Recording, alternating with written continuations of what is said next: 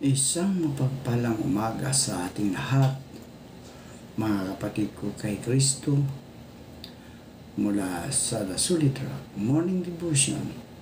Isang kagalakan na muli tayo ay makapagbulay-bulay sa salita ng Panginoon sa umagang ito.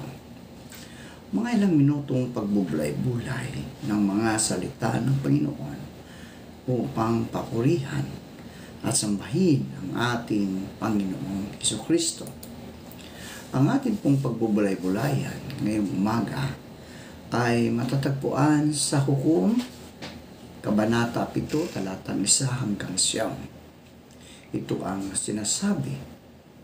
Nang araw na iyon, maagang gumising si Jerubbaal na siya ring tawag kay Gideon.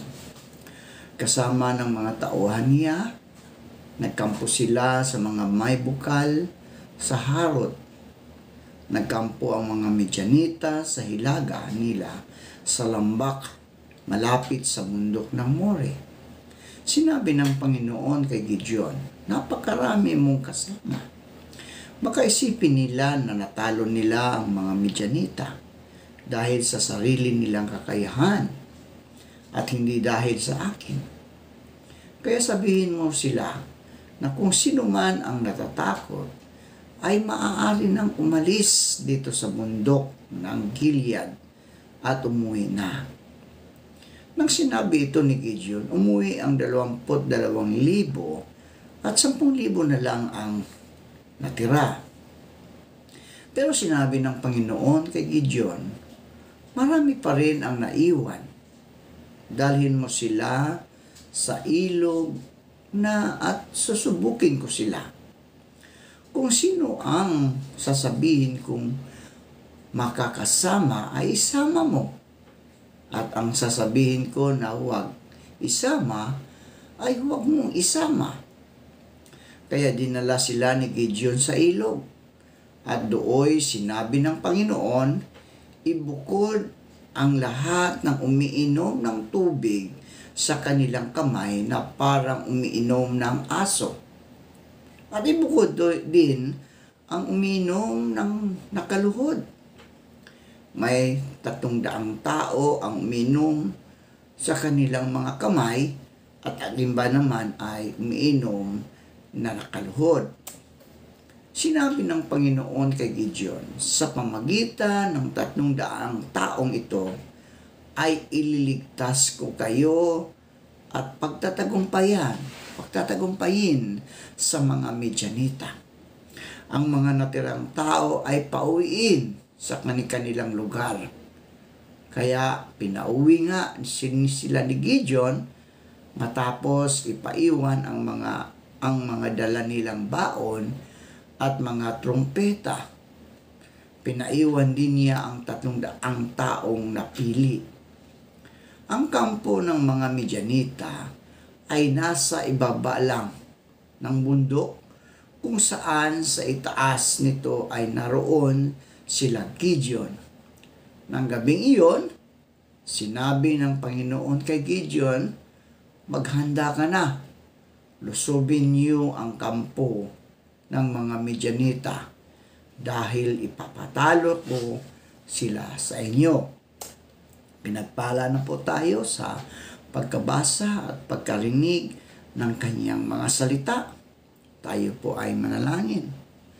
Dakilang Diyos at mapagmahal sa lahat, naririto muli ang iyong mga anak upang ikaw, Diyos, ay pasalamatan sa isang gabing nagdaan sa aming mga buhay na kami ay iyong iniingatan sa aming pagtulog.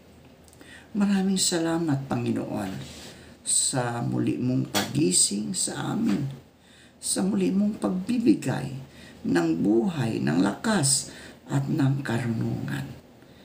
At sa umaga ring ito, Panginoon, aming inilalapit sa inyo ang aming mga kaibigan na nasa banig ng karamdaman. Patuloy mo po silang abutin, Panginoon, at ilayo sa anumang kapahamakan. Ibalik mo ang lakas na nawala dahil sa mga karamdamang kanilang nararanasan. Pagalingin mo, O Diyos, ang mga kaibigan namin ito. Amin din inilalapit sa iyo, O Diyos, ang aming mga kaibigan na magsisipasok sa kanilang mga trabaho. Sila po'y ingatan sa daan. Ilayo mo po sila sa anumang kapahamakan. Bigyan mo sila ng proteksyon, Panginoon. Bigyan mo sila ng habang pasensya sa daan. Kung sila man, O Diyos, ay nagmamaniho ng kanilang mga sasakyan. Amin inilalapit sa iyo, Panginoon, ang aming mga kaibigan na nagtatrabaho sa ibang bansa. Ang mga OFW, patuloy mo silang ingatan sa ibang bansa, O Diyos. Malayo sila sa kanilang mga mahal sa buhay, nagtiis upang mabigyan ang kanilang mga mahal sa buhay ng maayos na buhay, Panginoon. Amin din inilalapit, O Diyos, ang mga kaibigan namin na naghahanap ng trabaho. Ito man ay lokal o abroad, naway makasumpong sila ng magandang trabaho sa tulong ng banal mong Espiritu. Panginoong Hesus, amin din ipinapanalangin ang aming bansa para sa katiwasayan. Dakila ka sa lahat, Panginoon. Patuloy kami na dumudulog sa iyo upang hingin ang mga may pakumbabaan na mangibabaw nawa sa buong sanglibutan, sa aming bansa at sa bawat tahanan na ganap na kapayapaan. Napakasaya pong mamuhay ng mapayapa, ngunit sadyang may mga kahinaan ang mga tao na iyong nilikha. Mga taong nagpapasakop sa pakana ng kalaban upang ang bigay mong kapayapaan ay guluhin. Aming Diyos, humihingi kami ng iyong pamatnubay upang mapapanumbalik ang tunay na diwa ng kapayapaan sa aming bayan. Huwag mo pong hayaan na masakop ng kalaban ang puso ng mga sadyang mahina at walang pakialam sa kapwa. Dahil ang masamang epekto nito ay sa mamamayan na nasa laylayan. Mga mamamayan na walang ninanais kundi mamuhay ng mapayapa sa kabila ng pagdaraho. Idinadalangin namin, O Diyos, ang aming bansa. Napakagulo ng political system dahil sa nalalapit na halalan. Dahil dito kami ay nasadlak sa hindi magandang kalagayan.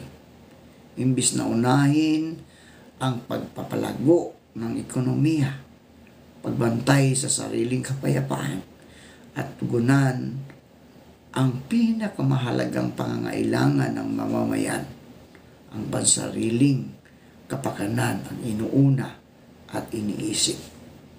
Itinataas din namin, O Panginoon, ang kalagayan ng West Philippine Sea. Tumindi ang agresibong pananakop ng mga Tsino kahit alam at batin nila na ang West Philippine Sea ay sakop ng aming bansa. Dinadaan nila sa lakas at dahas ang kanilang pag-angkin nito. Mahabaging Diyos, tulungan mo po kami dahil naapektuhan nito ang hanap buhay ng aming mga kababayang mangingisda. Dinadanas sila ng pang-aapi sa aming sariling teritoryo. Naway magkaroon ng mapayapang pag-uusap para sa kapakanan ng mga mangingisda at kapayapaan. O dakilang Diyos, Hari ng kapayapaan, kung paano mo pinayapa ang dagat na mabangis at pinatigil ang malakas na hangin. Naniniwala kami na lubos na mangyayari ang aming mga pagsamo sa iyo. Buklarin mo kaming lahat sa iyong mga lingkod upang maging instrumento ng pagpanumbalik ng tunay na kapayapaan. Maging masigasig kami sa pagpapahayag na ang pagkamit ng ganap na mapayapang buhay ay nagmumula lamang sa iyong bugtong na anak na si Jesucristo. Maipahayag nawa namin ito ng may kasiglahan at walang takot. Magkakaisa nawa ang iyong mga anak tungo sa pagkamit ng kapayapaan sa sandaigdigan. Ito ang aming dalangin para sa kapayapaan ng lahat sa pangalan ng Ama at ng Anak at ng Banal na Espiritu Santo. Amen.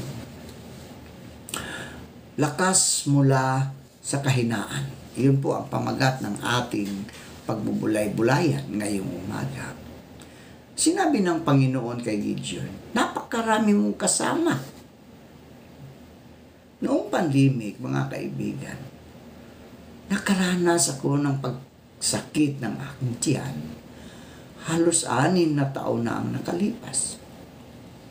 Kinakailangan kong sumailalim sa isang operasyong mangangailangan ng 1 o higit pang buwan para ito ay gumaling. Hindi ko alam kung paano ko aalagaan ang aking sarili. Natakot ako sa magiging epekto ng aking kahinaan sa takbo ng aking buhay. Natatakot ako sa panahong iyon, baka hindi na ako makauwi sa aming tahanan ng buo. Kasi mga kaibigan, sa panahong iyon, baka hindi na ako makauwi. Kapag tayo ay binawian ng buhay noong panahong ng pandemic, alam na natin na diretso na tayo sa cremation. Sadya namang pinahina ng Diyos ang puwersa ng hukbo ni Gideon bago siya humarap sa mga Midianita. Una, pinayagang umuwi ang mga natatakot na sundalo. 22,000 ang umuwi. Pagkatapos, mula sa natirang 10,000, tanging ang mga umiinom ng tubig sa kanilang mga kamay ang pinayagang mananatili. 300 lalaki na lang ang natira. Ngunit ang kakulangang ito ang pumigil sa mga Israelita na umasa sa kanilang sarili. Hindi nila masasabing sarili nilang kakayahan ang nagpanalo sa kanila. Ayon sa talata 2. Mga kaibigan, ito ngayon ang hamon para sa atin. Marami sa atin ang nakaranas ng mga pagkakataon, ng pagkapagod, at panghihina. O, di ba? Marami sa atin na napapagod at nanghihina. Nang mangyari ito sa akin, mga kaibigan, napagtanto ko kung gaano ko kailangan ang Diyos.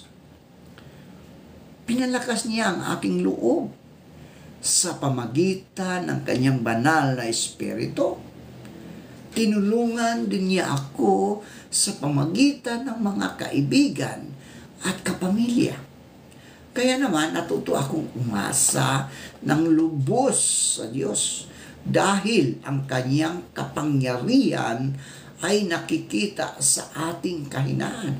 Ayon sa 2 Korinto, Kabanatang 12, talatang 9. Mayroon tayong pag-asa, mga kaibigan, kahit na hindi natin kayang matugunan ang ating mga kailangan sa ating sariling lakas.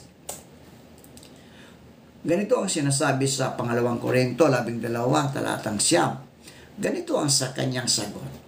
Ang kagandahang loob ko ay sapat na para sa iyo, sapagkat lubusang nakakayag ang aking kapangyarihan kapag ikaw ay mahina. Kaya't buong galak kong ipagmamalaki ang aking mga kahinaan upang manatili sa akin ang kapangyarihan ni Kristo. Manalangin tayo. Salamat po, Panginoon, sa mga salitang aming napagbulay-bulayan ngayong umaga.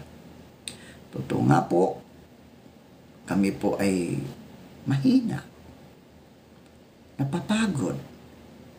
Pero dahil sa iyong banal na Espiritu, kami po ay lumalakas. Lumalakas kami po, Panginoon, sapagkat ang iyong kapangyarihan kapag ikaw ay mahina. Kaya't buong galak kung ipagmamalaki ang aking mga kahinaan upang manatili sa akin ang kapangyarihan ni Kristo. Panginoong Diyos, naway matutunan namin magpasalamat sa lahat ng mga biyaya na ipinagkaloob ninyo sa amin. Matutunan po namin na ang makontento dahil hindi na mahalaga kung maliit man o malaki ang mga biyayang ito. Ang importante, Panginoon, ito ay galing sa aming Diyos.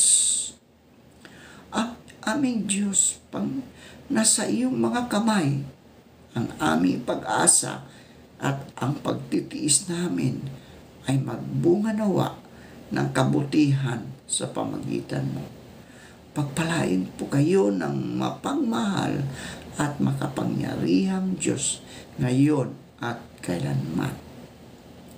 Panginoong Hesus, aming inilalapit sa inyo ang aming mga kaibigan na naliligaw ng landas. Naway matagpuan nila ang liwanag at kapayapaan at tanggapin kanila bilang kanilang Diyos at tagapagligtas upang sila, O Diyos, ay magkaroon ng pagbabagong buhay. Pagpalain ka nawa ng Panginoon at ingatan ka. Paliwanagin nawa ng Panginoon ang kanyang mukha sa iyo at mahabag sa iyo. Ilingap nawa ng Panginoon ang kanyang mukha sa iyo at bigyan ka ng kapayapaan. Sa pangalan ng Ama at ng Anak at ng Banal na Espiritu Santo. Amen.